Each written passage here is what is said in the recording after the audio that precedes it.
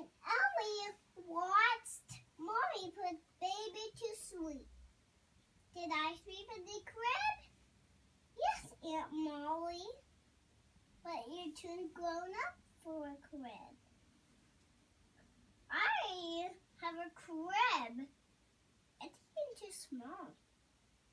Mine's getting too small. Is it? Mm-hmm. Okay.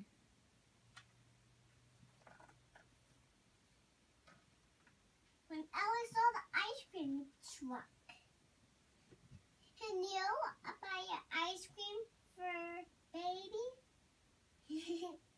No, Mommy said. Baby is too grown up for ice cream.